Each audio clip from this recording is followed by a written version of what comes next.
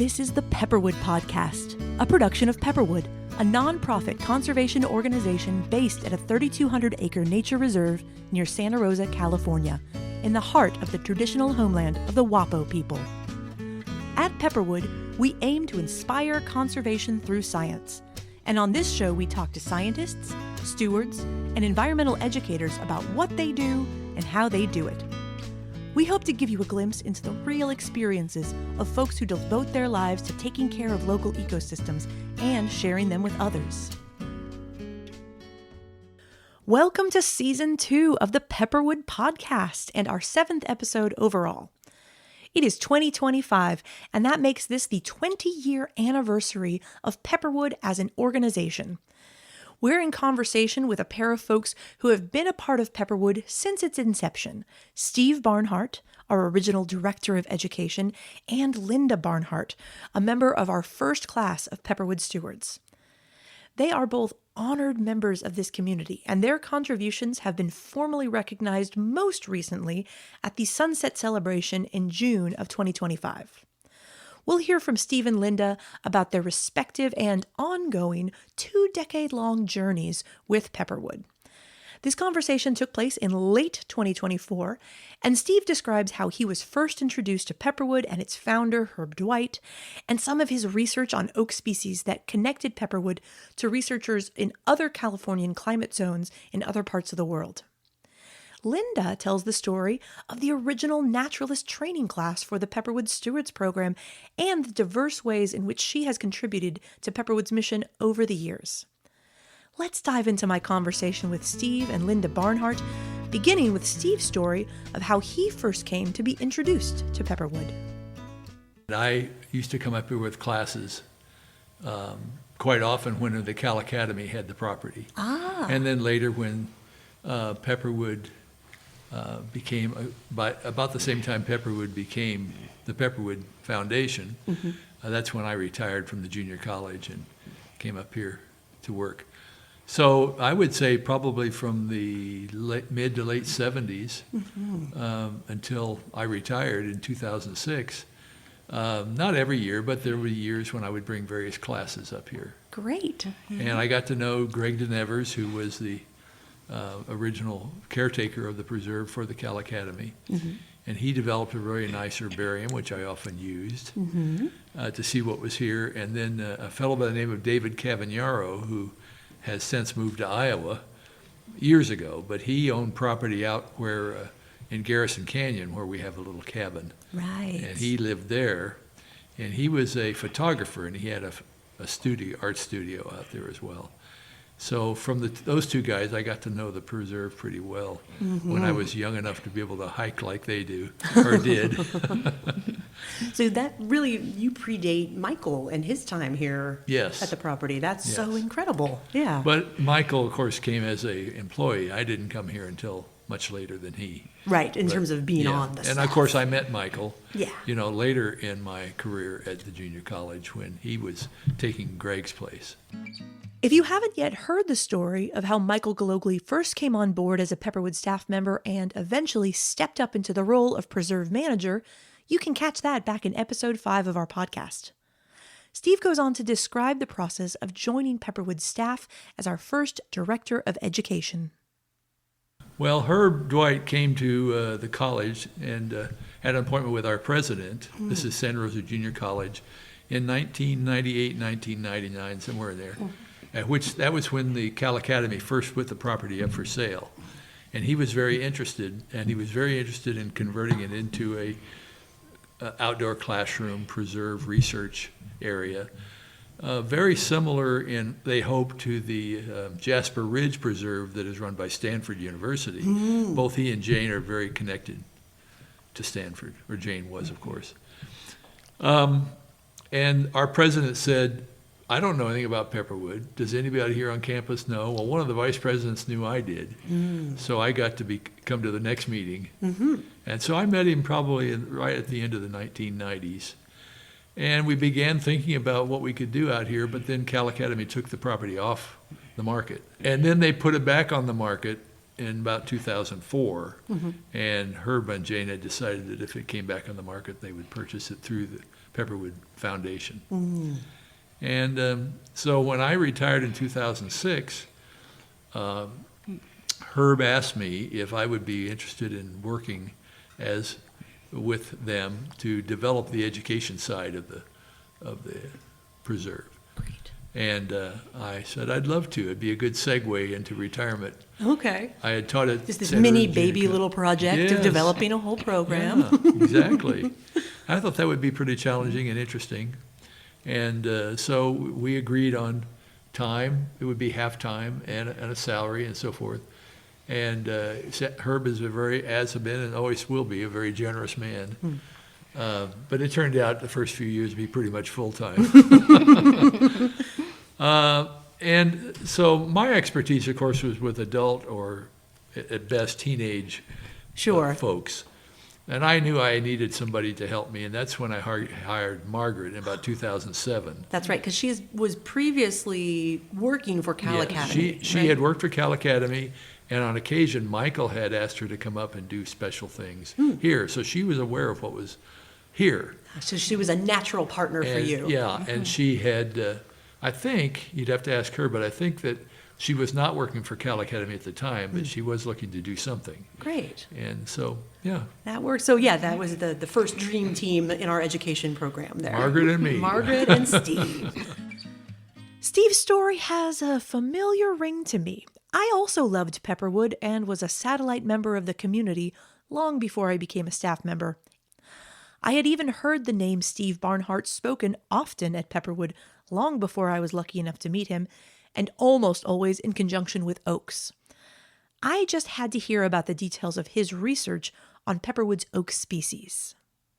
I had become interested when I was teaching at the JC and doing a little research with students. And I went to the very first California Oak Symposium in the late 70s, and it was very obvious to me that the knowledge about California oaks was pretty paltry at best.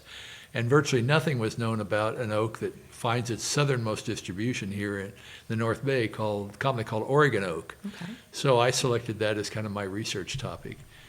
And then, of course, I'm looking for places to study it. And I had plots in Annandale, I had plots in Sugarloaf, and I also, because I had become familiar with a lot of Pepperwood, wanted to find similar kinds of places here.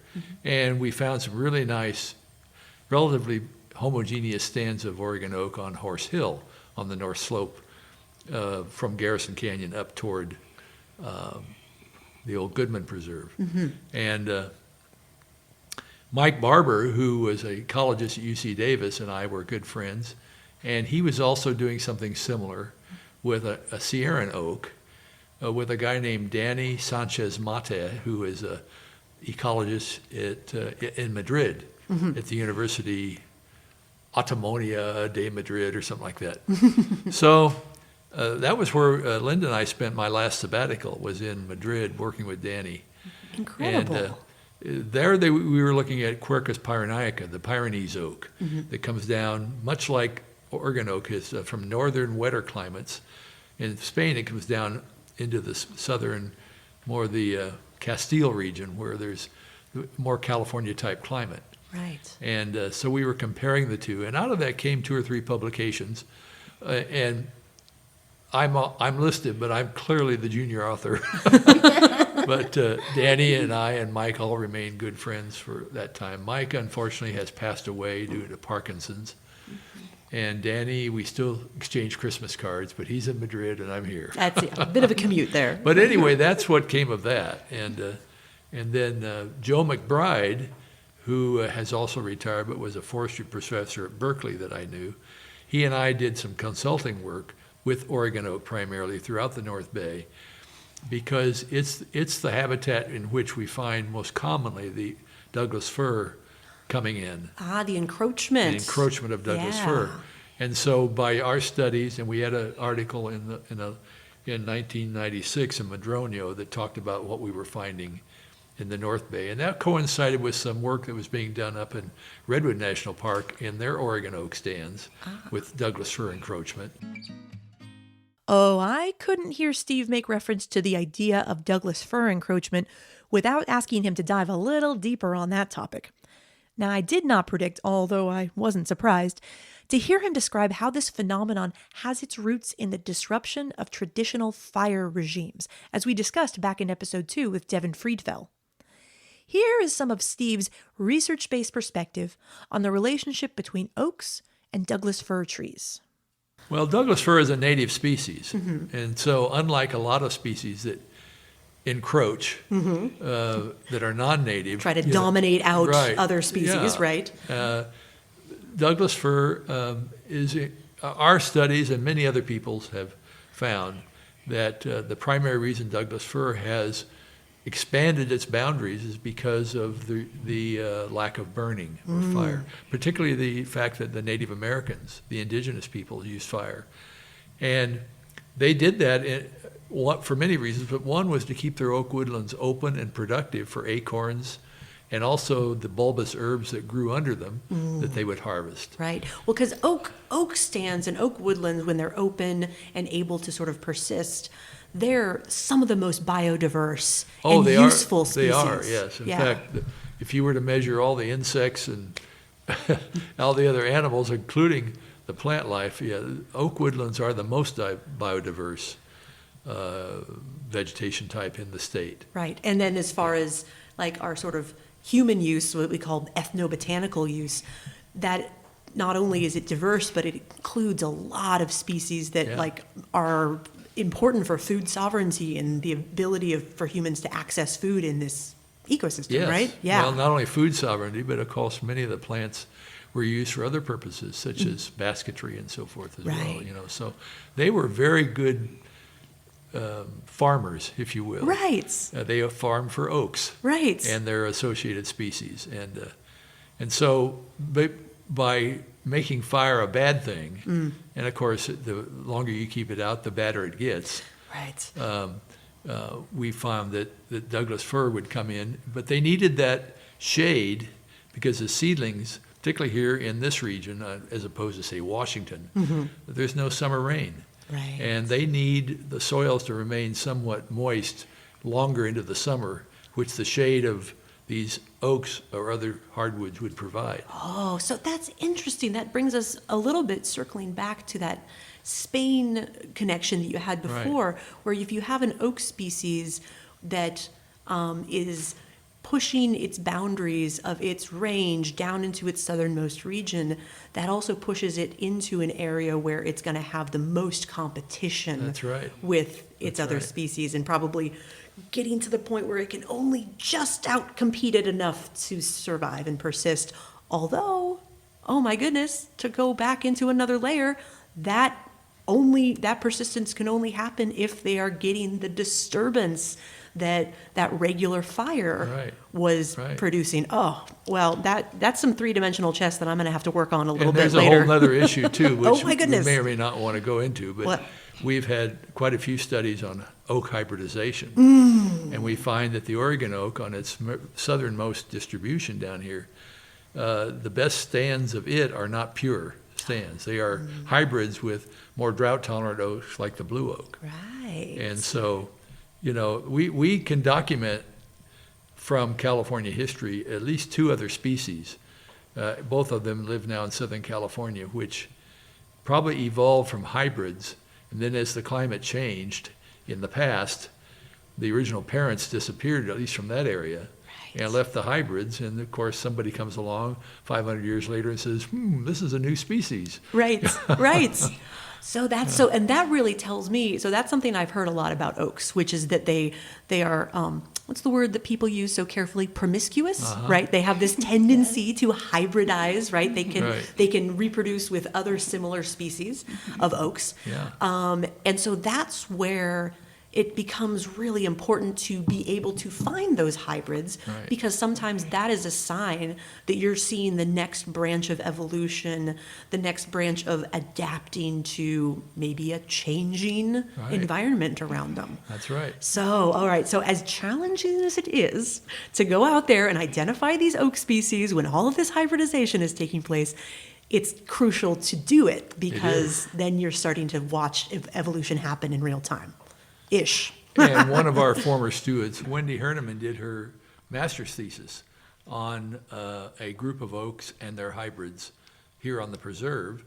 And a former student of mine, Prahlad Popper, who was working on his PhD at Berkeley at the time under David Ackerley, did the genetic work for her, did the gels and all that you need to do, and was able to confirm which, not only that they were hybrids, but where most of the genes from the different other oaks had come from. Oh, incredible. So And just today, as you know, David Ackerley is here, which I didn't know he was going to be. And the last thing he asked me before I came in here was, do you have Wendy's thesis? Because I need to know which trees are the markers that she used for those.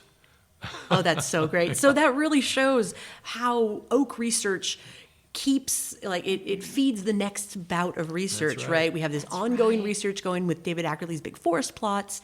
And as each new study comes in, we refer back to it, we learn from it.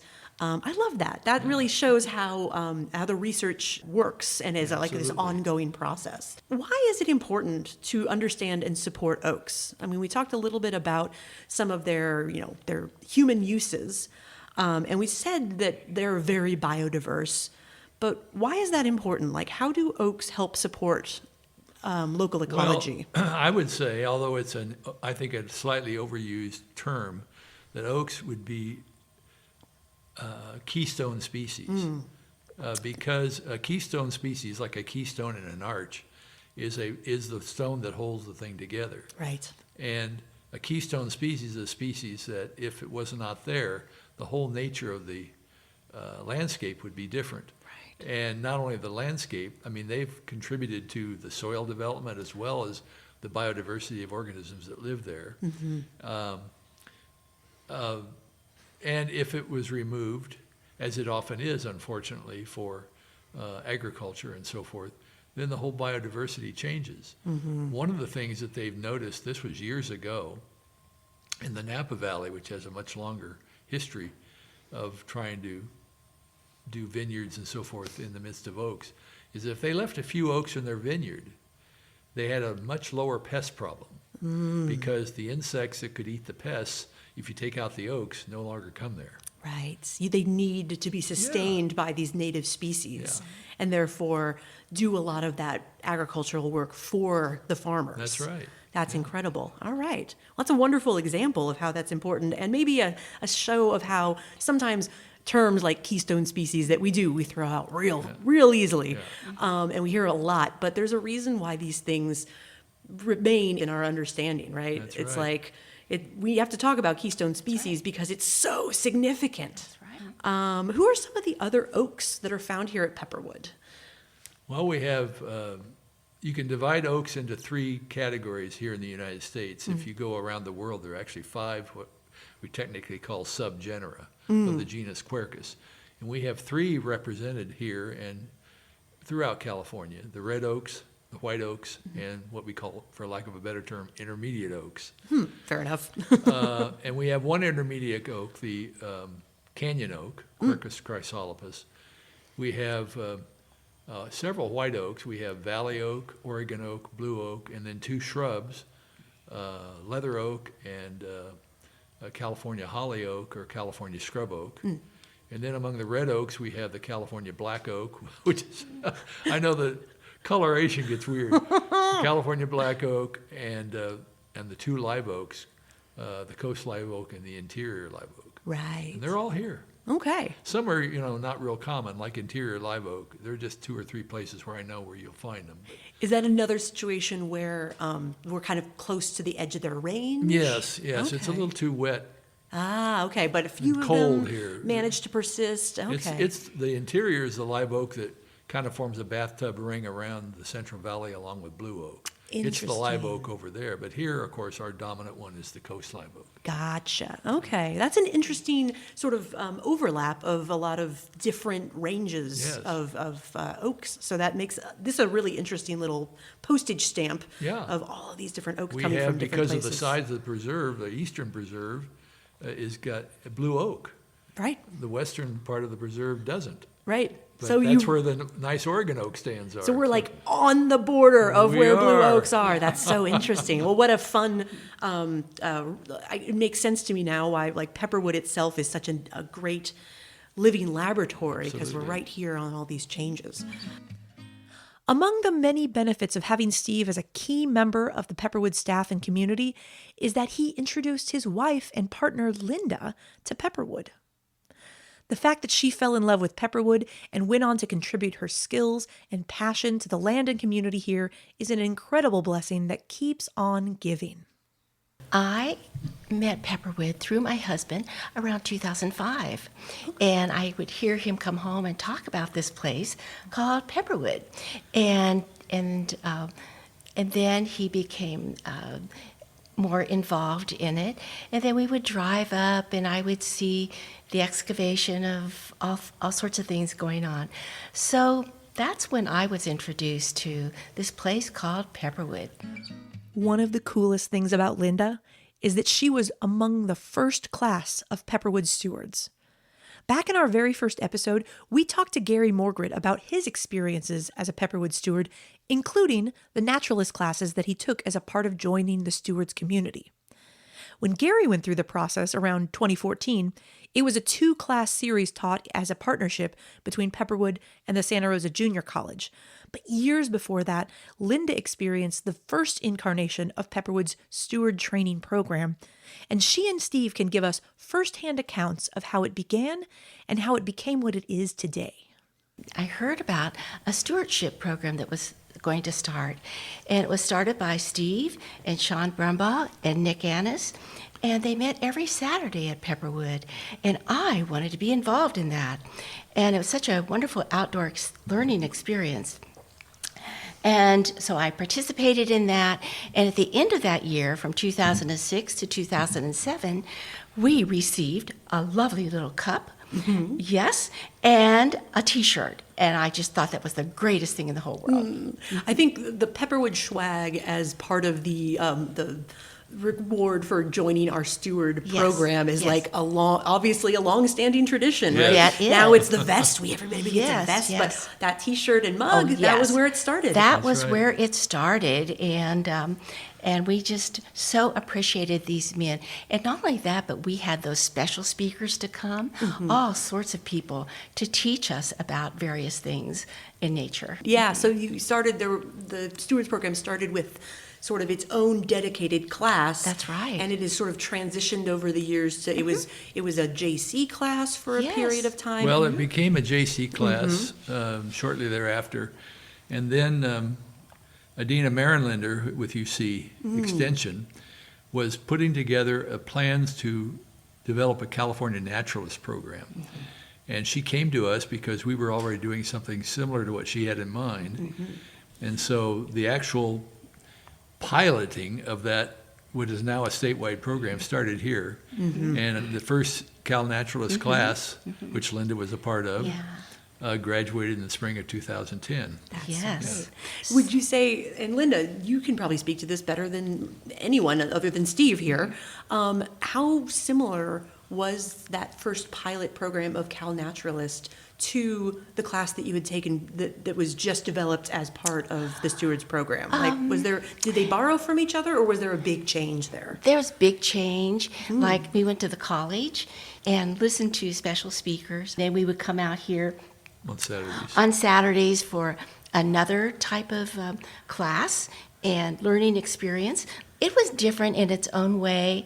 The first one from 06, 07 was just kind of roughing it out. From 2009 to 2010, that was the real deal. Right. I mean, we just really got a good immersion into nature. And so it was wonderful. Great. So that original class was more like get to know the property Yeah. and like sort of learn by doing and walking around. Right. But then the Cal Naturalist program really kicked it up a notch, it sounds like. Although Sean and Nick Annis and Steve, they brought very interesting things. And they even brought up interesting people to talk with us and take us out on the preserve, to the pond and what have you, to learn various things. Great. And we had developed the Pepperwood class at the junior college, which was 8 weeks in the fall on the physical sciences and 8 weeks in the spring on the biological sciences. Wow. So it was a 16-week course over a full year. And of course, that's not what CalNaturalist turned out to be, but for the first few years that CalNaturalist was offered, they let us use that format. And there was one other college in the state that eventually developed that, and that was Pasadena City College. Okay. But other than that, they all went to the 40-hour, however you want to put it together format. Right. And that's how they do it here now, of course, too. Absolutely, absolutely. And we have our, not only the Cal Naturalist, but we also have that Climate Stewards, Right. similar program in Yes. terms of its formatting, but the content's very different. But both of those certification programs through the UC are just so great. They are. Yes, Yeah. wonderful. Yes. There are a few of the original Pepperwood Stewards, Linda's compatriots from that original class, who are still active at Pepperwood and who I hope to feature on future episodes. And Steve was kind enough to mention one of them while we were on the subject. There's a fellow that I would like to acknowledge, and that's Nelson Weller. Nelson Weller was in that first Cal Naturalist class. He's an older gentleman, but he has always had a real love for learning. And he loved the class, and he loved the class so much that he's the one that put up the matching funds. Back in the beginning, you could have a part of this Dwight Center named for you for a certain amount. Like the Conti Court is named because Conti gave $1 million. There you go.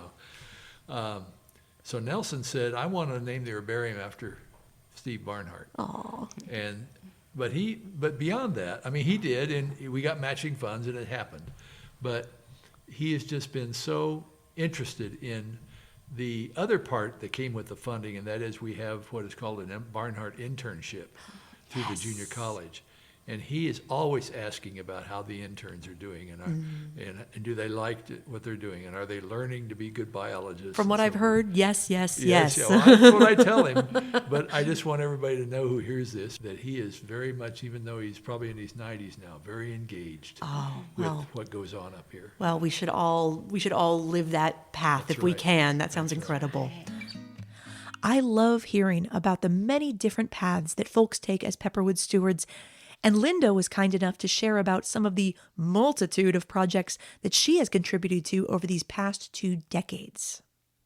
Being a steward, it affords you many opportunities, and I'm thinking of terms of one of the very first things, along with my learning experiences, was with Juliet, and she and I cleaned the Bechtel house. I mean, we just cleaned and cleaned and was cleaned. awful. It was awful. Wow. Well, I mean, that house has been there for many decades. I can imagine that it is, I can imagine it coming to a point where it needed the most deep cleaning imaginable. So she and I took on the task. But also, my stewardship has afforded me the opportunity to be proctoring of community education classes. And that requires a list of things that one as a steward needs to be aware of. It afforded me the opportunity to do herbarium work, like labeling and pressing and freezing and rotation, cataloging in the cabinets, planting and collecting. And we also developed pictures for the herbarium, and the herbarium was named after Steve Barnhart in honor of him. So I had a big picture because I seen it one place at a university in their herbarium, and I thought, well, why couldn't we do it here at Pepperwood? Yes. So I put his big picture up there and lots of beautiful pictures. So that was a wonderful project in itself. I've been a greeter for many public lectures, and we also created a little pamphlet for the herbarium that explained what an herbarium was. Why is it important? Yeah. Why collect these seeds? Why collect these and squash these flowers and what have you? And 2017, I just thought it important, with all the picture taking I did of many, many beautiful flowers, that I should get these things organized. And I had one man say to me on a walk, he said, wouldn't it be nice to have a flower guide, bingo, I just said to myself, I know what my next project's going to be. Aha. So that's created a flower guide for beginners. That's for beginners. But I have been told that a lot of people like it. And it can be used any place in Sonoma County because these flowers are just a lot of places. That's wonderful. I use your flower guide every year. Oh. And part of that is because maybe I'm never going to stop being a beginner. Yeah. But I do think it's an incredibly accessible guide. It's Yes. really the way you've put it together based on flower color, because as you're going out there and having these springtime flower excursions, that might be as much as you can tell about a flower as a first, That's botanist. right, absolutely. So it gets you started down that path. It gets you started. It just gets you started, and that's wonderful. Mm-hmm. And I just thought it would be so wonderful for our children that come up here and our people that attend classes to have something to take away with them. So I created a bookmark, and on the back of it, it tells about our website, where to go, to a little more information that they can take that home. It's not only for their nature book, and I would think so many that come up here at least have a nature book. And I hope so. So yes, If not before, then after. I'd like to hope they all exactly go out right. and get one. And so it's so fun to see adults and children and other learning individuals to just take one home with them. Yeah, and just have that little reminder. That's Hey, right. Pepperwood is here, and it's a place you can come up and visit. Absolutely. That's wonderful. Well, your work as a steward, really sounds like it has run the gamut. You were in the herbarium doing documentation and organization of these species. So the herbarium has, samples from all kinds of different plants. And you are also using your people skills, right? You're greeting people at events and helping them get organized. And then you're just using elbow grease, just getting our facilities up to snuff, cleaning that Bechtel house. It just takes all kinds of different skills, right? That's right. Whether you want to be with other people or whether you just want to be with That's yourself. Right, right, that's right. If you have skills that go across the board in many different directions, all the better. But if you don't, we can use all sorts of wonderful skills. It is just amazing to see the talents of so many people. Just amazing. Oh, it takes, that whole community is required to really make Pepperwood Takes a community. thrive. It Absolutely. takes a community, absolutely. It's so important to know that you don't have to be an oak researcher like Steve to contribute meaningfully to conservation and stewardship. Almost any skill or interest you have can strengthen the Pepperwood community and enhance its mission to inspire conservation through science. Linda's love for this land and community shine through in everything she says and does, and she is such a valuable part of Pepperwood. Her contributions can be seen and felt everywhere, and so could yours. The current form of our Stewards training course, the UC Environmental Stewards certification programs, run every year from January to March. At the time this episode is released, the upcoming course is the California Naturalist certification, starting in January 2026, and we alternate that every other year with the Climate Steward certification. Either of those are wonderful, interesting experiences that will open your eyes to new ideas and function as the perfect introduction into the Pepperwood community. And don't forget that you can come up and join us any month of the year at our monthly volunteer work days on the first Saturday of each month. Steve and Linda have contributed so much over the past 20 years, and it sounds like they have received some valuable experiences back from this community that they have helped to form. For me, and probably for my wife as well, we just really feel like this is our second home. Mm-hmm. We've been here a lot. Mm-hmm. We've seen a lot of changes. We've gotten to know the people. We really love the folks who are here. They're just wonderful folks, including you. Oh, gee, I'm blushing over here. We are very, very fortunate to have such a wonderful staff. Mm-hmm. That's And right. when I think back to the fact there was Michael and I, and then there was Michael and I and Margaret, and then there was Michael and I and Margaret, and who was the next one? Well, it wasn't long before we had Lisa. Oh, right. the Yeah. executive director. We finally realized we were getting too busy to not have an executive director. Somebody's got to drive this train. Yeah, that's right. Right. And then Sandy Funky came along, and she took over the ed job, and then I went to what is called an academic director. And I gave me more time to work with the local colleges, particularly Davis and Sonoma State and the JC. But we just love it here. We just really feel every time we drive up that road that this is our second home. Oh. Yeah. And we feel volunteerism is very important. We're not ready to sit on the couch the rest of our days.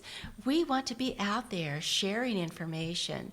And especially my dear husband can give a world of information. I can be the cheerleader. I can say, yes, let's learn this. You're being very humble, Linda. Yes, she is. All right. She has a lot of information. Absolutely.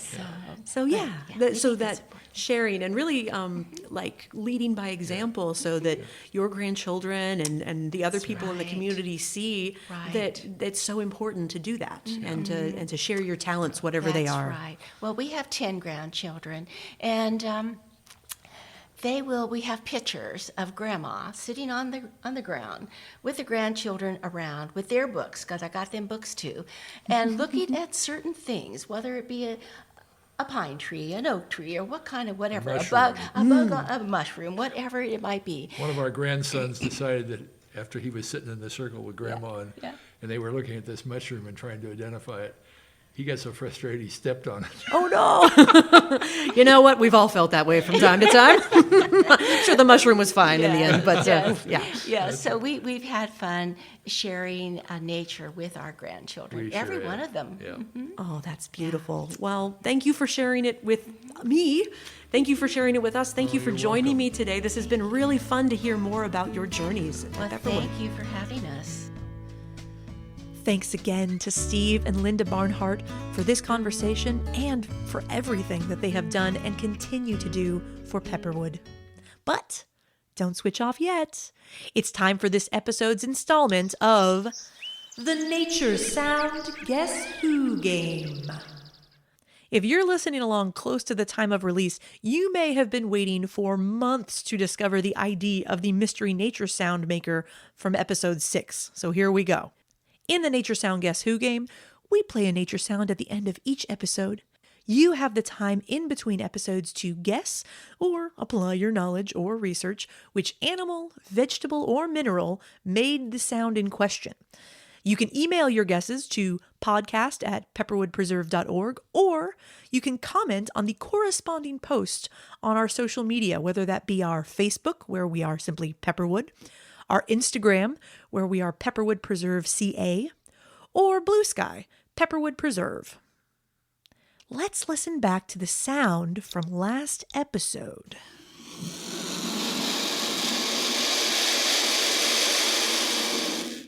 Okay, folks, that sound was made by the turkey vulture. Specifically, that was the sound of a pair of juvenile turkey vultures, scientific name Cathartes ora, performing some of the only vocalizations that turkey vultures are known to make. The Audubon Society's Pocket Guide to Familiar Birds of North America, West Edition, tells us that this species is generally silent, but will utter soft hisses or groans at nest or when disturbed, and that is just what we are hearing. Expert sound recordist Andrew Spencer captured this sound recording and submitted it to the Cornell Lab Macaulay Library with a note that these were calls from a pair of older chicks at a nest in an old barn, calling in alarm at our presence. The characteristic silence of this bird species means that, unlike many other birds, researchers and bird enthusiasts are not likely to observe turkey vultures using their ears. Fortunately, they are easy and common to spot using your eyes as they tilt and glide through the sky, searching for carrion to clean up, using their powerful sense of smell to find food. Thanks again to Andrew Spencer and the Cornell Lab Macaulay Library for this rare chance to hear the sounds that our avian cleanup crew can make. Now, here comes a new sound for you to guess between now and next episode. Here it comes in 3, 2, 1. And here's your second chance in 3, 2, 1.